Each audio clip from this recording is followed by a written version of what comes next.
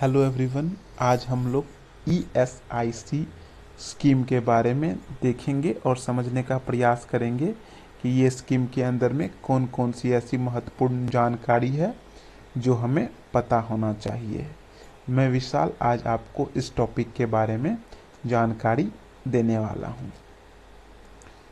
ESIC scheme, इसमें कहा गया है कि ईएसआईसी स्कीम जो है वो सोशल सिक्योरिटी के साथ साथ हेल्थ इंश्योरेंस स्कीम है।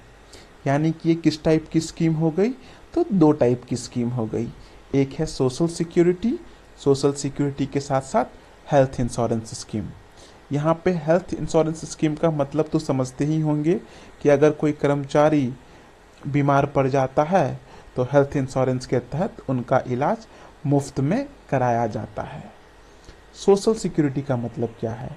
सोशल सिक्योरिटी का मतलब है अगर कोई व्यक्ति बेरोजगार हो जाता है तो उस समय में भी उसे कुछ वित्तीय राशि से सहायता की जाएगी। उनका देहांत हो जाता है तो अंतिम संस्कार के लिए भी कुछ मदद किया जाएगा। काम करने के दौरान अगर डिसेबिलिटी हो जाती है तो उसके बाद भी कुछ पैसों का भुगतान किया जाएगा।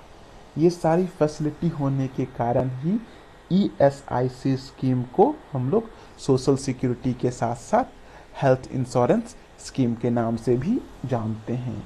और ये स्कीम गवर्नमेंट ऑफ इंडिया यानी कि भारत सरकार के द्वारा ये स्कीम चलाया जाता है। और ये स्कीम भारत सरकार चलाती है किनके लिए? तो वर्कर और एम्प्लॉयज़ के लिए भारत सरकार ये स्कीम चलाती है। अब ये स्कीम चलाने से पहले सरकार की मंशा क्या रहती है, यानी कि इस स्कीम का एम क्या है? तो इस स्कीम का एम है प्रोटेक्ट करना। किसे प्रोटेक्ट करना है? तो एम्प्लॉयज़ को प्रोटेक्ट करना है, उनकी फैमिली को प्रोटेक्ट करना है। किस चीज़ से प्रोटेक्ट करना है? तो हेल्थ प्रॉब्लम, डिसेबिलिटी और लॉस ऑफ इनकम। यानी क्या कहा गया कि एम्प्लॉयज़ को प्रोटेक्ट करना है, उनकी फैमिली को प्रोटेक्ट करना है। किससे प्रोटेक्ट करना है? तो health problem, disability, loss of income. ये सब होने के पीछे कारण चाहे जो भी हो सकता है सिकनेस हो, मैटरनिटी हो या डेथ हो। यानी कि पहले स्लाइड में हम लोगों ने देखा है कि ईएसआईसी एक स्कीम है जो कि सोशल सिक्योरिटी के साथ साथ हेल्थ इंश्योरेंस स्कीम है जो कि गवर्नमेंट ऑफ इंडिया के द्वारा चलाई जाती है। किसके लिए चलाई जाती है? तो एम्प्लॉयज़ के लिए चलाई जाती है। क्यों चलाई जाती है? ताकि ये एम्प्लॉयज़ और उनके फैमिली मेम्बर को प्रोटेक्शन दे सके। किस चीज़ की प्रोटेक्शन? तो health problem, disability, loss of income, चाहे वो सिकनेस, मैटरनिटी या डेथ के कारण हो। अब देखेंगे हम लोग इस स्लाइड में व्हाट इज ईएसआईसी। आखिरकार ईएसआईसी है क्या? तो सबसे पहले हम लोग इसका फुल फॉर्म देखेंगे। ईएसआईसी का फुल फॉर्म होता है एम्प्लॉयज स्टेट इंश्योरेंस कॉरपोरेशन। ये किसके अंडर में आती है? तो गवर्नमेंट ऑफ इंडिया के अंदर में जो मंत्रालय है, ministry of labour and employment, ये उसके अंदर में आती है। ईएसआईसी स्कीम को स्टार्ट कब किया गया था? तो 1952 में इस स्कीम को स्टार्ट किया गया था। अब इस स्कीम को जो पावर मिल रहा है, किसके जरिए पावर मिल रहा है? तो एम्प्लॉयज स्टेट इंश्योरेंस एक्ट के जरिए इसको लॉ में लाया गया था। यानी कि कुल मिलाकर के इस फ्रेम में हम लोगों ने देखा ईएसआईसी का फुल फॉर्म क्या था? तो एम्प्लॉय स्टेट इंश्योरेंस कॉरपोरेशन किसके अंडर में आ रहा था? Ministry of labour and employment के अंदर में आ रहा था, जो कि गवर्नमेंट ऑफ इंडिया का ही पार्ट है। ये कब स्टार्ट हुआ? 1952 में स्टार्ट हुआ। किसके अंडर में आ रहा है? तो एम्प्लॉयमेंट स्टेट इंश्योरेंस एक्ट 1948 के अंदर में आ रहा है। अब इस स्कीम के अंडर में कौन कौन लोग एलिजिबल होंगे इस स्कीम के अंडर में आने के लिए? तो कोई भी आदमी जो फैक्ट्री में काम करता हो, कंपनी में काम करता हो, हॉस्पिटल में काम करता हो, स्कूल में काम करता हो, होटल में काम करता हो, शॉप में काम करता हो या कहीं भी काम करता हो, और वो जिस जगह पे काम कर रहे हैं वहाँ पे कुल मिला करके लोगों की संख्या कम से कम 10 होनी चाहिए। कुछ कुछ जगह पे 20 भी हो सकता है कम से कम, जैसे कि महाराष्ट्र वगैरह के केस में कुछ कुछ जगह ऐसा है।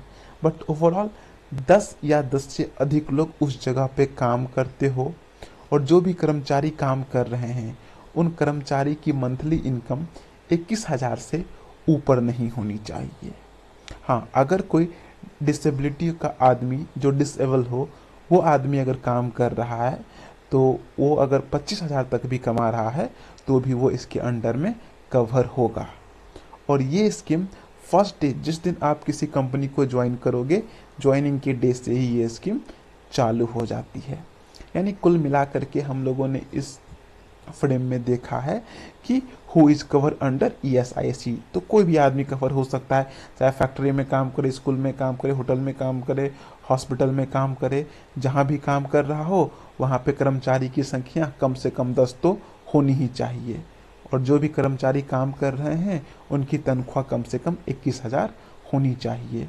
और जो आदमी अगर डिसेबल हैं तो उनकी अगर आय 25,000 है, यानी इनकम उनकी 25,000 के अंडर में आ रही है, तो वो भी एलिजिबल होंगे। ये पहले दिन से ही एलिजिबिलिटी क्राइटेरिया इसका चालू हो जाता है। अब इसमें जो कंट्रीब्यूट करना होता है, यानी पैसा देना होगा इस स्कीम के लिए, तो इस स्कीम के लिए जो कंट्रीब्यूट करते हैं, दोनों आदमी कंट्रीब्यूट करते हैं। एक तो एम्प्लॉयज़ खुद जो कमा रहा है, और एक एम्प्लॉयर जिसने हायर करके रखा है, दोनों का कंट्रीब्यूशन इसमें लगता है। इसमें एम्प्लॉयज़ यानी कर्मचारी का कंट्रीब्यूशन थोड़ा सा लगता है। वो कितना है, तो 0.75, यानी वो जितना अर्न करते हैं उसका 0.75 वो कंट्रीब्यूट करते हैं। और एम्प्लॉयर कितना देते हैं, तो 3.25 देते हैं, यानी कुल मिलाकर के 4% का कंट्रीब्यूशन हो गया। तो इस स्लाइड में भी कोई दिक्कत नहीं होनी चाहिए कि ESIC में कंट्रीब्यूट कौन करते हैं, तो एम्प्लॉय भी करते हैं और एम्प्लॉयर भी करते हैं। एम्प्लॉयज़ कितना करते हैं, 0.75%, और एम्प्लॉयर कितना करते हैं, 3.25%। जब दोनों को ऐड कर देते हैं हम लोग तो तकरीबन 4% चला आता है।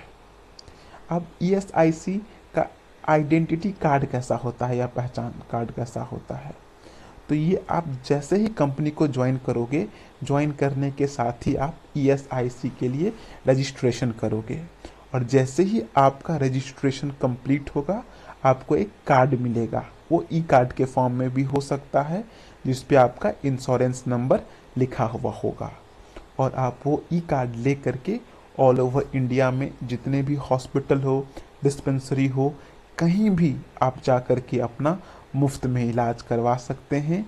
ये कार्ड ऑल ओवर इंडिया में हर जगह वैलिड है। अब इस कार्ड के फ़ायदे क्या क्या हैं, तो पहला फ़ायदा है मेडिकल बेनिफिट्स।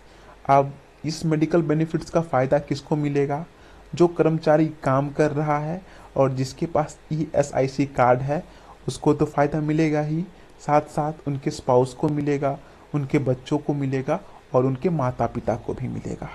किस तरह का मेडिकल बेनिफिट होगा, तो OPD में दिखा सकते हैं, IPD में दिखा सकते हैं, मेडिसिन ले सकते हैं, लैब टेस्ट करवा सकते हैं, सर्जरी करवा सकते हैं, स्पेशलिस्ट के साथ कंसल्टेशन ले सकते हैं, अगर ज़रूरत पड़े तो रेफरल प्राइवेट हॉस्पिटल भी जा सकते हैं। खर्च के ऊपर कोई लिमिट इसमें नहीं है। दूसरा है सिकनेस बेनिफिट। सिकनेस बेनिफिट में कहा गया है कि कोई कर्मचारी जो काम करता था, बीमार होने के कारण अगर वो काम पे नहीं जा पा रहा है तो भी उससे सैलरी का 70% जो है भुगतान किया जाएगा। एक साल में मैक्सिमम 91 डेज तक मिल सकता है पैसा उनको। कब मिलेगा, जब वो अपना मेडिकल सर्टिफिकेट सबमिट करेंगे तब मिलेगा।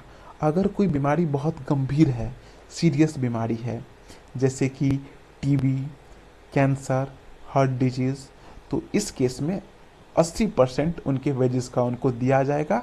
कब तक दिया जाएगा ये राशि, तो 2 साल तक उन्हें ये राशि दिया जाएगा। तीसरा फ़ायदा देख लीजिए, मैटरनिटी बेनिफिट, यानी जो महिला ESIC के अंडर में आ रही हैं उन्हें 100% फुल वेजेस मिलेगा 26 वीक तक नॉर्मल डिलीवरी के केस में। इन केस अगर मिसकैरेज होता है तो 6 वीक तक का फुल पेमेंट मिलेगा, और अगर वो बच्चों को अडॉप्ट करती हैं, अगर एप्लीकेबल हैं, तो उन्हें 12 वीक का आपको फुल पेमेंट मिलेगा। डिसेबलमेंट बेनिफिट भी होता है।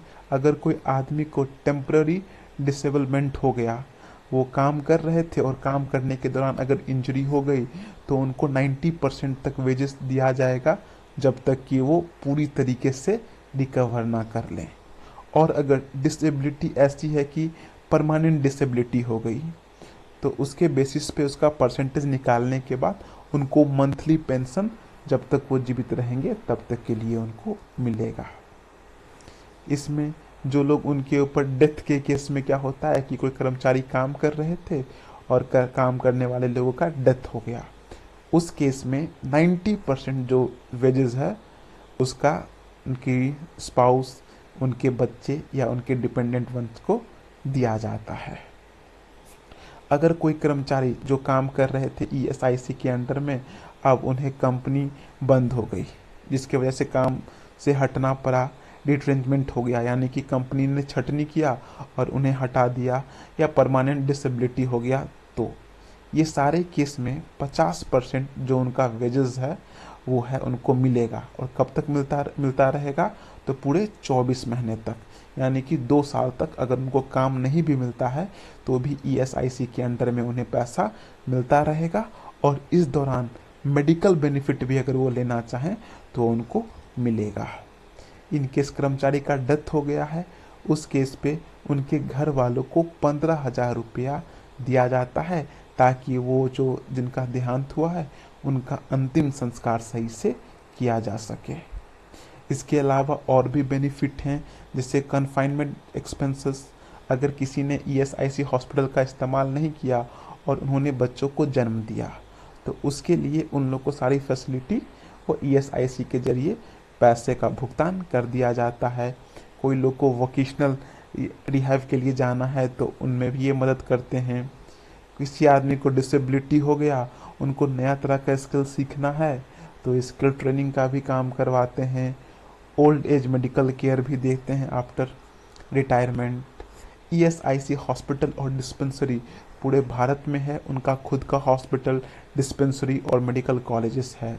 अगर आपके आसपास नहीं भी हो तो भी आप जो कोई भी प्राइवेट हॉस्पिटल में आप रेफरल लेटर से आप वहाँ जा कर के इलाज करवा सकते हो। यानी ईएसआईसी के अंडर में बहुत सारे इम्पैनल्ड हॉस्पिटल भी होते हैं जहाँ पे जा कर के इलाज करवाया जा सकता है। Thank you. उम्मीद कर रहा हूँ ये वीडियो आपको समझ में आया होगा, और जहाँ भी प्रॉब्लम लगे कमेंट में बताइएगा, इसके ऊपर फिर से काम किया जाएगा। Thank you.